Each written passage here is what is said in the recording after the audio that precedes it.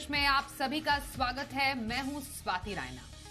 आज के इस शो में हम बात करेंगे मार्केट कैप के बाद की जो टॉप 250 कंपनियां होती हैं उसे माइक्रो कैप कहा जाता है।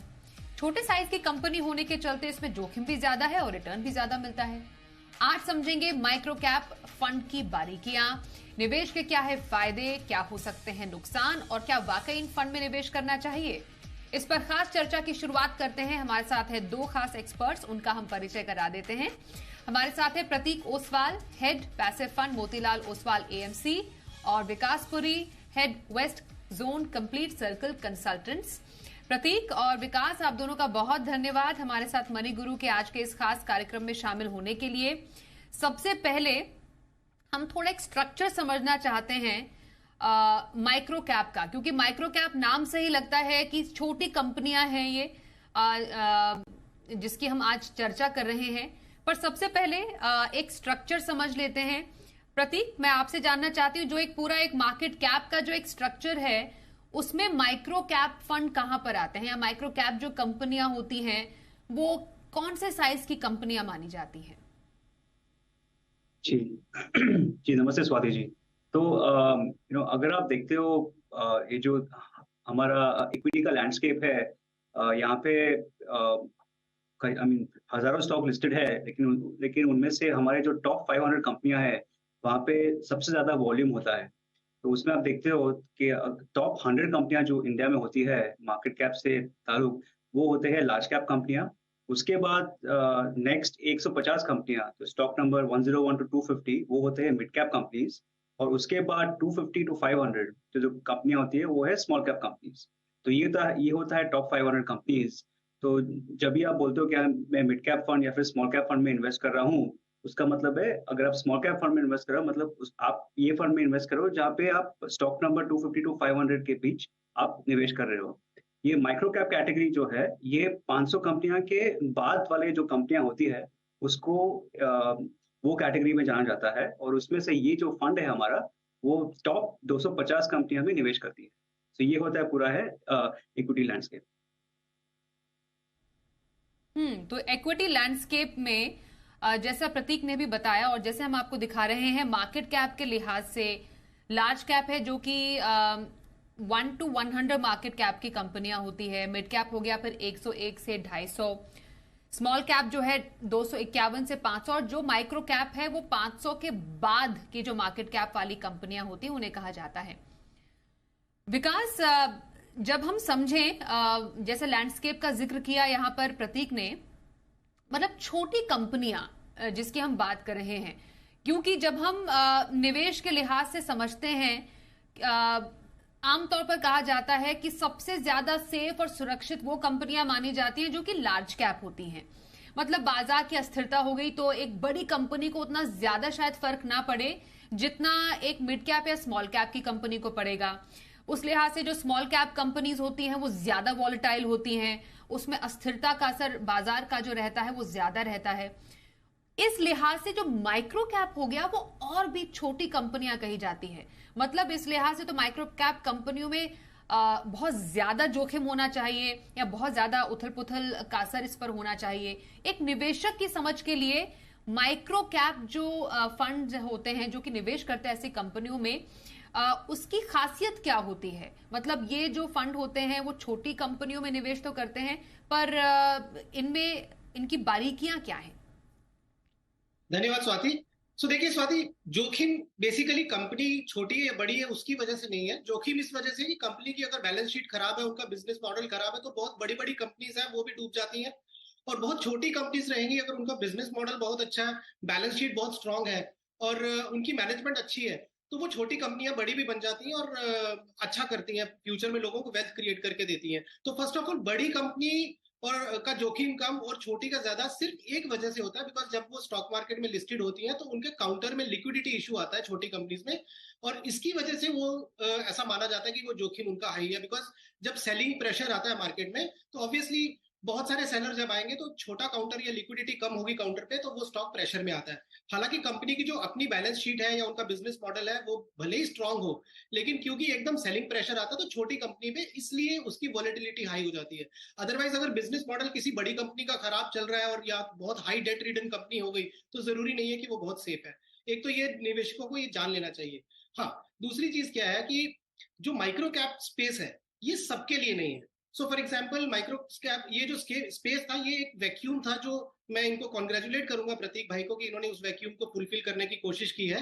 क्या होता है कि जब एक स्टार्टअप कंपनी है उसके बाद वो कंपनी लिस्ट होकर कई बार एसएमई प्लेटफॉर्म पे आती है और उसके बाद में वो स्मॉल कैप या मिड कैप कंपनीज अवेलेबल है। ये माइक्रो कैप अवेलेबल नहीं था, जो कि स्पेस आपका एसएमई स्पेस वाला या स्टार्टअप कंपनी है। तो वो जब लिस्ट, अभी आप ये देख लीजिए कितना बड़ा जोखिम है कि स्टार्टअप कंपनी में अगर आप पैसा डाल रहे हैं, मालूम नहीं वो कंपनी चलेगी कि नहीं चलेगी। लेकिन माइक्रो कैप कंपनी एक लिस्टेड कंपनी है, उसकी बैलेंस शीट आपके सामने है, निवेशकों को उनका क्वार्टर ऑन क्वार्टर रिजल्ट मालूम है, मैनेजमेंट मालूम है। तो ये मैं ये बोलूंगा कि मे भी लार्ज कैप, मिड कैप या बहुत स्टैब्लिश्ड कंपनी के सामने थोड़ा सा ये रिस्क जोन में आता है। लेकिन यदि आप इसको कंपेयर करेंगे स्टार्टअप कंपनी या वो कंपनी जिनका अभी प्रोटोटाइप हुआ है या एक प्रोडक्ट मार्केट में जस्ट लॉन्च हुआ है, उसके सामने तो ये बहुत सेफ है, बिकॉज ये ऑलरेडी एक लिस्टेड एंटिटी है और इसकी हर तरह की इंफॉर्मेशन मैनेजमेंट की लेके, प्रोडक्ट लाइन की लेके और फाइनेंशियल्स की लेके या उनकी सेल्स को लेके सब अवेलेबल है। तो किसी एक मापदंड में ये थोड़ा जोखिम भरा हो सकता है, लेकिन किसी एक मापदंड में ये बेटर और सेफ है as compare to a startup और न्यू कंपनी। तो बहुत अच्छा स्पेस है ये। But yes, I will agree कि ये सबके लिए नहीं है। ये मेनली एचएनआईज या जो बहुत सेवी इन्वेस्टर हैं जिनको मार्केट की नॉलेज है, उनके लिए बहुत ही अच्छा प्रोडक्ट है। बिल्कुल। प्रतीक, हम थोड़ा पैसिव इन्वेस्टमेंट की तरफ इसमें आते हैं, क्योंकि हमने जो आपकी एएमसी है उसको जो अच्छे से स्टडी किया है। पैसिव जो स्पेस है उसमें मोतीलाल ओसवाल ने कई सारी ऑफरिंग्स की हैं। हम माइक्रो कैप का 250 इंडेक्स है उसको आपके जरिए पहले समझना चाहते हैं, क्योंकि कई जो एएमसीज हैं जब नई ऑफरिंग लेकर आती हैं, आमतौर पर हमने देखा है लेस एक्सप्लोर्ड स्पेस में एक्टिव फंड लेकर ज्यादा आती हैं। लेकिन आप एक पैसिव स्पेस में, वो भी ऐसे फील्ड में जिसमें जो कि लेस एक्सप्लोर्ड है, उसमें पैसिव एक ऑफरिंग लेकर आए हैं, वन ऑफ इट्स काइंड। तो इस इंडेक्स की खासियत के बारे में सबसे पहले आपसे समझना चाहेंगे, माइक्रो कैप 250 इंडेक्स निफ्टी का। हाँ जी, तो ये जो फंड है जो आपने बोला, ये है इंडेक्स फंड फॉर्मेट है, तो ये पैसिवली मैनेज फंड है। तो हमने ये जो Nifty 250 micro cap index fund लिया है उसको हम रेप्लिकेट करेंगे फंड में। तो there is no stock picking, यहाँ पे कोई फंड मैनेजर का कोई काम नहीं है। तो बहुत ही सिंपल सा पैसिव फंड है हमारे हिसाब से। यस, ये स्पेस में स्टॉक पिकिंग का भी बहुत सारा अपॉर्चुनिटी है, लेकिन प्रॉब्लम ये स्पेस में कि बहुत सारी कंपनियां जो इस स्पेस में वहाँ पे बहुत अंडर रिसर्च सेगमेंट है। तो अगर आप देखते हो, हम ये फंड में 250 कंपनियां में निवेश करते हैं और उनमें से ऑलमोस्ट 45%, 120 या 130 कंपनियां में कोई भी एनालिस्ट रिसर्च नहीं है।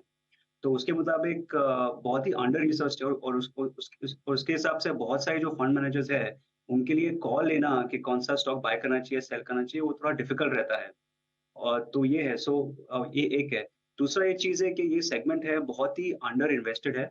तो अगर आप म्यूचुअल फंड इन्वेस्टमेंट और म्यूचुअल फंड इंडस्ट्री को देखते हो तो ये सेगमेंट में सिर्फ 3% का जो ये जो का आपका इन्वेस्टमेंट्स है वो ये सेगमेंट में इन्वेस्ट होता है। तो ऑलमोस्ट अगर आप देखते हो बहुत सारे इन्वेस्टर्स को ये सेगमेंट का एक्सपोजर मिलता नहीं है। और हमारे हिसाब से एक micro cap category passive fund में आपको 100% एक्सपोजर मिलता है। अगर आप देखते हो बहुत सारे स्मॉल कैप फंड जो होते हैं उनमें थोड़ा सा लार्ज कैप भी मिलेगा, मिड कैप भी मिलेगा, स्मॉल कैप भी मिलेगा और माइक्रो कैप मिलेगा। हमारे हिसाब से ये जो प्योरली पैसिव फंड है इसमें आपको 100% एक्सपोजर मिलता है सेगमेंट में, और एसेट एलोकेशन के लिए बहुत ही इजी हो जाता है ये फंड। एब्सोल्युटली। यहाँ पर जब हम बात कर रहे हैं विकास, मैं प्रतीक की बात को ही आगे बढ़ा रही हूँ, क्योंकि जो विस्तार की एक छोटी कंपनी की संभावनाएं काफी ज्यादा होती हैं, और उन्होंने बोला कि एक ऐसी टेरिटरी है जिसको एक्सप्लोर किया जा सकता है, और ऐसी टेरिटरी जो अनएक्सप्लोर्ड है उसके एक्सप्लोर होने की या उसके आगे बढ़ने की काफी संभावनाएं रहती हैं। और इसका फायदा इन्होंने यहाँ पर एक्सप्लोर किया है अपनी इस न्यू ऑफरिंग के जरिए। पर आजकल के टाइम में आपसे जानना जरूरी है, विकास, आपकी नजर में माइक्रो कैप में निवेश क्यों? अगर एक निवेशक पूछे कि मुझे माइक्रो कैप में निवेश क्यों करना चाहिए, क्या बड़ी वजह हो सकती है कि एक छोटी कंपनी एक बड़ा मुनाफा किसी को कमा कर दे सकती है? देखिए, हर तरह के निवेशक बाजार में होते हैं। एक एग्रेसिव इन्वेस्टर्स भी होते हैं जो इस तरह की अपॉर्चुनिटीज ढूंढते रहते हैं। अब क्योंकि इन्होंने एक इंडेक्स फंड की बात की है और उसमें आपको एक पूरा बास्केट मिलता है, तो बहुत सारे आप केसेस में देखेंगे निवेशक क्या करते हैं कि अपने डायरेक्ट इक्विटी पोर्टफोलियो में स्टॉक्स जोड़ते जाते हैं और इतनी लंबी लिस्ट हो जाती है कि वो उसको ट्रैक नहीं कर सकते। तो ऑब्वियसली एक जो इंडेक्स फंड है वो उस समहाउ जो आपका पोर्टफोलियो को मैनेज करना मुश्किल हो जाता है, तो एटलीस्ट एक बास्केट के थ्रू आप आते हैं तो मैनेज करना इजी है, because it's a fund route. दूसरा, ये माइक्रो कैप जो स्पेस है, अभी देखिए Swati, over a period of time अगर आप देखेंगे इंडियन इकोनॉमी फॉर्मलाइजेशन की ओर जा रही है और बहुत सारे जो अनऑर्गेनाइज सेक्टर्स हैं वो ऑर्गेनाइज सेक्टर की तरफ या फॉर्मल इकोनॉमी की तरफ मूव करते जा रहे हैं। इसकी वजह से अगर आपने देखा हो पिछले कुछ समय में बड़ी कंपनीज बहुत बड़ी बनती जा रही हैं, लेकिन एक पॉइंट के बाद वो बड़ी कंपनीज भी, चाहे वो मैन्युफैक्चरिंग हो, चाहे वो सर्विसेज हो या कोई दूसरे सेक्टर हो, उनको भी जरूरत पड़ती है छोटे प्लेयर्स की जो आके उनके बिजनेस का हिस्सा बने। फॉर एग्जाम्पल आउटसोर्सिंग हम जिसको बात करते हैं, तो अगर कोई मैन्युफैक्चरिंग आउटसोर्सिंग है या सर्विस सेक्टर की आउटसोर्सिंग है, वो आउटसोर्सिंग के लिए भी उनको प्लेयर्स चाहिए। उसमें ये जो छोटी छोटी कंपनीज हैं ये बहुत अच्छा रोल प्ले करती हैं, बिकॉज जब बड़ी कंपनीज के पास कोई ऑर्डर बुक बहुत बड़ी बन जाती है तो उनको छोटे प्लेयर चाहिए जो उनको दे। और इस तरह की जो माइक्रो कैप कंपनीज है, अगर आप एक ट्रेंड देखेंगे तो माइक्रो कैप कंपनीज क्यों ये पोटेंशियल हमें नजर आ रहा है, because the way our economy is growing. So आने वाले टाइम में जो भी आपका कैश इकोनॉमी श्रिंक हो रही है, इनफॉर्मल इकोनॉमी शिफ्ट, कंपनीज जो है वो फॉर्मल की तरफ जा रही है, तो बड़ी कंपनीज ऐसी ही कंपनीज को चाहती है अपने पार्टनर बनाना या अपने एसोसिएशन या कोलैबोरेशन जिसको बोलते हैं वो करना। तो ये एक स्पेस है जहां पे मुझे लगता है कि अगर हमें $5 ट्रिलियन इकोनॉमी बनना है तो ये छोटी छोटी जो माइक्रो कैप कंपनीज है जो बड़ी कंपनीज के साथ मिलके आगे ग्रोथ को ड्राइव कर रही है, तो बहुत बड़ा रोल प्ले करेंगी। इसमें कुछ एक्सीडेंट्स भी होंगे, कुछ कंपनीज जो अच्छा नहीं कर पाएंगी और कुछ कंपनीज ऐसी भी हो सकती हैं जो आज माइक्रो कैप है लेकिन कल को आने वाले समय में वो मिड कैप और एक लार्ज कैप कंपनी भी बन सकती है। ये it's a long run process, 15 साल भी लगेंगे, 10 भी लगेंगे, 20 भी लगेंगे, लेकिन जो कंपनीज की अगर निकल पड़ेगी या बिजनेस अच्छा निकल गया तो वो माइक्रो कैप कंपनी कल को एक मल्टी बैगर रिटर्न भी लेके आ सकती है निवेशकों के लिए। मल्टी बैगर रिटर्न ये एक्चुअली काफी ज्यादा आकर्षक करता है निवेशकों को, प्रतीक, क्योंकि जब कहते हैं कि छोटी कंपनियां एक बहुत ही धमाकेदार मुनाफा कमाकर दे सकती है, उससे जो कई बार निवेशक है कई बार कुछ ज्यादा ही ओवर एक्साइटेड हो जाते हैं। इसलिए जब आप इस पूरे स्पेस को स्टडी कर रहे थे तो डेफिनेटली आपने इसके जो एडवांटेजेस हैं उनको समझा और जाना कि हाँ ये एक स्पेस है जहां पर एक अच्छा संभावना है लोगों के निवेश करने की। लेकिन आप निवेशकों को इसके डाउनसाइड से भी वाकिफ मैं चाहती हूं आप कराएं कि क्या पॉसिबल जो रिस्क भी हो सकते हैं, क्योंकि जहां पर रिटर्न है वहां पर रिस्क भी होता है और दोनों साथ साथ पैरेलल चलते हैं। तो पॉसिबल रिस्क क्या हो सकते हैं जिनका निवेशकों को ध्यान रखने की जरूरत है, प्रतीक? हाँ जी, तो विकास जी ने बोला था कि ये जो स्पेस है ये बहुत ही नया स्पेस है और हमने देखा है लास्ट 10 से 15 सालों में कि रिटर्न्स माइक्रो कैप स्टॉक्स के या फिर माइक्रो कैप इंडेक्स के बहुत ही अच्छे हैं, मतलब निफ्टी के थोड़े ऊपर है, बट रिस्क भी ज्यादा है। तो मेरे हिसाब से बहुत सारे निवेशकों को जब इन्वेस्ट कर रहे हैं तो विकास जी ने बोला था कि ये सब के लिए नहीं है, जिनका रिस्क टॉलरेंस ज्यादा है, जो बहुत सारा वॉल्टिलिटी टॉलरेंस कर सकते हैं अपने पोर्टफोलियो में, उनके लिए ये अच्छा फंड है वेल्थ क्रिएशन के लिए। ऑल्सो ये फंड में जो ड्रॉडाउन आते हैं, जब मार्केट टूटता है और जब ड्रॉडाउन आते हैं, ये फंड में जो ड्रॉडाउन बहुत ही नॉर्मल आपके लार्ज कैप या मिड कैप से ज्यादा होते हैं। सो वेरी इंपॉर्टेंट, जो जो निवेशकों ये फंड को देख रहे हैं उनको बहुत ही लॉन्ग टर्म होराइजन से देखना चाहिए और उनको ज्यादा वॉल्टिलिटी या ड्रॉडाउन से भी कंफर्टेबल होना चाहिए ये फंड निवेश करने के लिए। इसलिए हमारे हिसाब से कोई भी ये जो फंड देख रहा है उनको कम से कम 5 से 10 सालों के लिए निवेश करने चाहिए, इन्वेस्ट करना चाहिए। और हमारे हिसाब से सबसे बेस्ट टेक्निक ये फंड में अगर इन्वेस्ट करना हो तो एसआईपी है, क्योंकि एसआईपी में आपको टाइमिंग का आपको वो पूरा गेम नहीं नहीं खेलना होगा। तो आई थिंक ये है रिस्क के फंड। बिल्कुल। एक ब्रेक के लिए यहाँ पर रुकते हैं, ब्रेक के बाद भी इस चर्चा को जारी रखेंगे। प्रतीक हमारे साथ है और विकासपुरी से भी हम चर्चा आज खास तौर पर कर रहे हैं माइक्रो कैप फंड्स पर। बने रहिए हमारे माइक्रो कैप फंड्स की, ऐसे फंड जो कि बहुत ही छोटी साइज की कंपनियों में निवेश करते हैं, क्या इनकी खासियत है? कंप्लीट सर्कल कंसल्टेंट से विकासपुरी हमारे साथ है। प्रतीक, जो हमने इंडस्ट्री का पहला micro cap passive index fund देखा है आपकी तरफ से जो पेशकश है, मैं उसकी थोड़ी खासियत आपसे अब पॉइंटेडली समझना चाहती हूं कि एक निवेशक को ऐसे किसी फंड में निवेश क्यों करना चाहिए? हाँ जी, अगर आप ये सेगमेंट देखते हो, बहुत सारे निवेशकों को स्मॉलर कंपनीज में इन्वेस्ट करना हो, क्योंकि स्मॉलर कंपनीज का जो ग्रोथ अपॉर्चुनिटीज है वो बड़े कंपनियों से ज़्यादा होती है। मैं आपको एक एग्जांपल देता हूँ। हमने एक small cap 250 index fund launch किया था 2019 में, 2019। और अगर आप देखोगे उसका वो जो ग्रोथ हुआ है वो ऑलमोस्ट 3.5 गुना हो गया है लास्ट 4 सालों में। और फिर लार्ज कैप्स हो गया है 1.5 टाइम्स। तो हमने देखा है इंडिया में, यूएस में, बहुत सारी जगहों में कि स्मॉलर कंपनीज का तो ग्रोथ अपॉर्चुनिटीज वो लार्जर कंपनी से ज़्यादा होता है। तो वेल्थ क्रिएशन का जो ये अपॉर्चुनिटी है स्मॉलर कंपनी में ज़्यादा रहता है, लेकिन रिस्क भी ज़्यादा रहता है। बहुत से निवेशकों जो रिस्क के साथ कंफर्टेबल है, जो वॉलेटिलिटी के साथ कंफर्टेबल है, उनके लिए ये फंड बहुत ही अच्छा है वेल्थ क्रिएशन के लिए। लेकिन उनको थोड़ा ज़्यादा 5 से 10 साल के लिए उनको उसको देखकर इन्वेस्ट करना होगा ये फंड में। दूसरा है कि ये फंड में जो कंपनियां हैं, इनका नाम माइक्रो कैप है, लेकिन उनका एक्चुअली बैलेंस शीट भी ना देखोगे, ये लास्ट 5 सालों में बहुत इम्प्रूव हुआ है। अगर आप ये 250 कंपनियां हैं में इंडेक्स में, अगर आप सबका प्रॉफिट्स आप मिलाते हो, आज है करीबन 25-26,000 करोड़।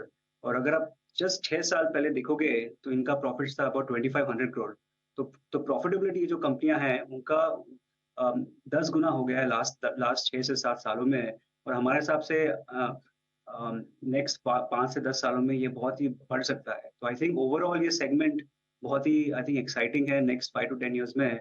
और ये हमारा जो फंड है, ये जो म्यूचुअल फंड इंडस्ट्री में सिर्फ एक ही फंड ऐसा फंड है जो ये कैटेगरी में इन्वेस्ट करने का ऑप्शन देता है, सिर्फ 500 रुपीज के लिए।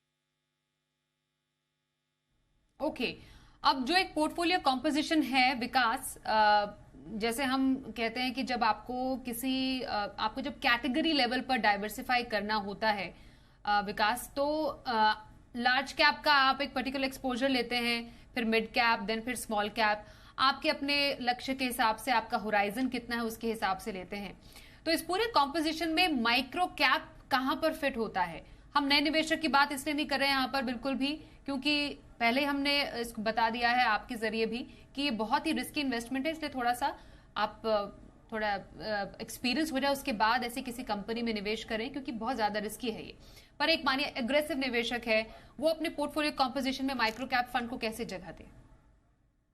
एक अग्रेसिव इन्वेस्टर रहेंगे तो बाय डिफॉल्ट उनका मिड कैप में एक्सपोजर बहुत ज्यादा रहेगा और स्मॉल कैप में भी एक्सपोजर रहेगा। On the top of it, अगर उनको माइक्रो कैप स्पेस में भी अगर एक्सपोजर लेना है तो ऑब्वियसली वो ऑलरेडी इतना एग्रेसिव पोर्टफोलियो बनाया है, तो मे बी 2-3% से ज्यादा एक्सपोजर नहीं होना चाहिए। बिकॉज अगर आप एचएनआई यूएचएनआई स्पेस की बात करेंगे तो उनका 1 or 2% एक्सपोजर भी बहुत बड़ा होगा, मतलब एब्सोल्यूट टर्म्स में बहुत बड़ा एक्सपोजर हो जाएगा। और दूसरा, ये माइक्रो कैप, क्योंकि जैसे आप प्रतीक जी बोल रहे हैं कि इसका वॉलेटिलिटी बहुत हाई रहता है, बिकॉज जो स्पेस है उसमें हाई रिस्क हाई रिटर्न वाला जो है, तो जो सेवी इन्वेस्टर्स हैं उनको तो ये बहुत अट्रैक्ट करेगा। अच्छा, इसमें कैसा होता है कि स्वाति, जैसे जो रिप्लेसमेंट टाइमिंग है, कोई जैसे इंडेक्स में निफ्टी 50 में अगर 50 स्टॉक है टॉप के, अगर कोई एक कंपनी गॉड फॉरबिड अच्छा काम नहीं किया उन्होंने, या उनका अच्छा नहीं चल रहा है, तो वो कंपनी रिप्लेस हो जाती है, किसी दूसरी निफ्टी 50 कंपनी आ जाएगी, ऊपर आ जाएगी। तो वो बहुत टाइम लगता है जनरली, ऐसे में कुछ 5-5, 10-10 साल लग जाते हैं कि निफ्टी 50 का कॉम्पोजिशन चेंज होने में। अच्छा, ये जो माइक्रो कैप स्पेस है, यहाँ पे क्योंकि ये नेसेंट स्टेज की कंपनीज है, तो बहुत स्पीड से काम होगा। यानी कि वो जो कंपनीज अच्छा कर रही है, बढ़ रही है, वो बहुत स्पीड से बढ़ती जाएंगी, और जो कोई अच्छा नहीं कर रही है फॉर एनी रीजन, वो बहुत जल्दी उसका कोलैप्स भी हो सकता है, तो रिप्लेसमेंट बड़ी फास्ट हो जाएगी उसकी। तो इसीलिए बास्केट का बेनिफिट यही है कि अगर कोई कंपनीज जहाँ पे कुछ एक्सीडेंट्स हैं इन टर्म्स ऑफ की नॉन परफॉर्मेंस कह लीजिए, फॉर एनी रीजन कह लीजिए, तो अगर वो कंपनीज अच्छा नहीं कर रही है, वो 250 स्टॉक्स की बास्केट से बाहर होती है, बाहर होती है, जो दूसरी कंपनीज है वो अच्छा कर रही है अगर, तो इमीडिएटली रिप्लेस हो जाएंगी। तो इसमें आप अगर देखेंगे तो मूवमेंट बहुत फास्ट हो सकता है, जो बास्केट का मूवमेंट है, या बास्केट आपको अगले 3 या 5 साल में बास्केट एक हो सकता है 30-40% चेंज हो जाए basket with in A short span. So obviously that's why it is being put in a high risk category. So 1-2% exposure is decent enough in this kind of fund. And जैसे जैसे India की market जब grow करेगी और market का depth बढ़ता जाएगा, तो ऑब्वियसली आप खुद ही देखेंगे कि वो कंपनीज का जो ओवरऑल साइज है वो भी बढ़ना शुरू हो जाएगा. तो may be going forward micro cap space में भी अगर कैपिटलाइजेशन मार्केट्स की बहुत बड़ी होगी, अगर हमारे इंडियन मार्केट का डेप्थ बहुत बड़ा हो गया, तो इसकी वॉलेटिलिटी और इसका जो बीटा है और इसका जो मतलब बहुत ज्यादा रिस्क है वो भी थोड़ा सा कम हो जाएगा as we grow as a economy. Okay Prateek, आखिरी आपसे सवाल होगा कि क्योंकि ये पैसिव फील्ड स्पेस का फंड है, तो इसमें कम लागत की वजह से ज्यादा रिटर्न की गुंजाइश हम कर सकते हैं as compare to active space. ये थोड़ा लोग समझना चाहते हैं जब भी एक्टिव वर्सेस पैसिव इन्वेस्टमेंट का जिक्र करते हैं. तो स्पेशली एक इंडेक्स स्पेस में इन्वेस्टमेंट का फायदा एक निवेशक को यहाँ पर कैसे मिल रहा है? हाँ जी. सो अगर आप देखते हो एक्टिव और पैसिव आई मीन अलग अलग टाइप के स्टाइल्स होते हैं. आई थिंक एक्टिव में the whole point of active funds is to outperform benchmark. तो एक्टिव में अगर आप इन्वेस्ट करते हो तो आपका एक्सपेक्टेशन होना चाहिए कि वो बेंचमार्क को बीट हो. आई थिंक अभी अगर नेक्स्ट 1 या 2 सालों में माइक्रो कैप एक्टिव फंड्स आते हैं तो उनका मतलब मेन रोल है ये बेंचमार्क बीट करना. तो मेरे हिसाब से अगर निवेशक को माइक्रो कैप एक्टिव फंड में इन्वेस्ट कर रहे हो तो उनका एक्सपेक्टेशन होना चाहिए कि रिटर्न जो है इंडेक्स से ज्यादा होना चाहिए. मेरे हिसाब से आई थिंक अभी तो कोई माइक्रो कैप एक्टिव फंड्स है नहीं है मार्केट में. तो दिस इज एक ही स्टाइल है, एक ही फंड है. लेकिन आगे जमाने में हम एक्सपेक्ट कर सकते हैं कि AMCs लॉन्च करे ये फंड्स, और यहाँ पे बहुत सारा दूसरा भी ऑप्शंस आ सकते हैं मार्केट में. एब्सोल्युटली. तो माइक्रो कैप स्पेस में हमने समझा इसकी बारीकियां क्या है. एक नई पेशकश मोतीलाल ओसवाल की तरफ से भी पैसिव स्पेस में माइक्रो कैप फंड की, जिसमें निवेश एक ऐसा इन्वेस्टर करे जो कि बहुत ज्यादा एग्रेसिव इन्वेस्टर हैं. और इसकी तमाम बारीकियां हमने समझी. प्रतीक, आपका और विकास, बहुत धन्यवाद हमारे साथ इस चर्चा में शामिल होने के लिए. रुकते हैं एक ब्रेक के लिए. देखते रहिए जी बिजनेस.